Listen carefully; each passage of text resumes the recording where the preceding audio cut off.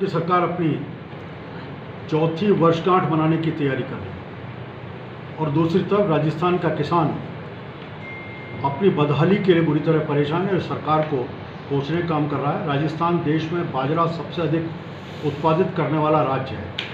पिछली बार भी बाजरे की समर्थन मूल्य पर खरीद को हो, इस विषय लेकर किसानों ने और भारतीय जनता पार्टी ने लगातार मांग की और उदाहरण भी दिया कि बाजरे की हरियाणा की सरकार 2250 रुपये प्रति क्विंटल पर खरीद कर रही है, लेकिन राजस्थान की सरकार उसके ऊपर बैठी रही, कोई निर्णय नहीं किया। इस बार फिर हरियाणा 2350 रुपये प्रति क्विंटल से हिसाब से बाजरे की खरीद की घोषणा की है और वहाँ खरीद प्रारंभ भी कर दी, लेकिन बार बार मांग करने के बाद भी राजस्थान सरकार ने अभी तक बाजरे की समर्थन मूल्य पर खरीदने की घोषणा नहीं की। इस विषय को लेकर के भारतीय जनता पार्टी ने कल 17 अक्टूबर को सीकर जिले के लक्ष्मणगढ़ में एक बड़ी रैली की योजना बनाई है।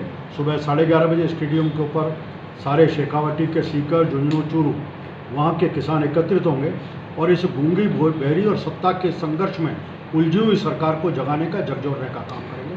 हमारी एक मांग और है इसमें कि पिछले बेसमय की बरसात के कारण जो किसानों को विशेष रूप से हाड़ौती और भरतपुर इन दो क्षेत्रों में जो अतिवृष्टि के कारण बड़ा नुकसान हुआ है और पूरी बाजरे की फसल चौपट हो गई, उनकी स्पेशल गिरदावरी और तुरंत उनको राहत की घोषणा करें, जिससे कि किसान इस संकट से उबर सके। तो लक्ष्मणगढ़ ही क्यों चुना गया रैली के लिए? कोई लक्ष्मणगढ़ एक तरह से केंद्र का स्थान है, दूसरी तरफ क्योंकि कांग्रेस ने अपने चुनाव पत्र में किसानों के हित में घोषणाएं की थी।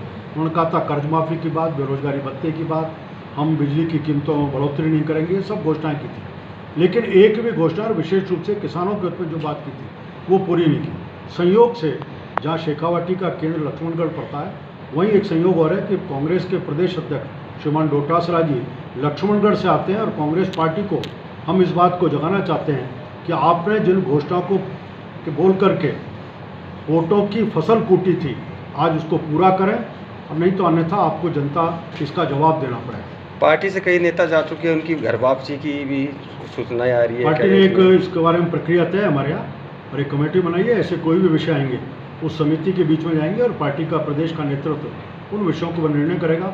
एक एक व्यक्ति ऐसा जो पार्टी माना चाहेंगे उनके केस के ऊपर व्यक्तिगत रूप से निर्णय।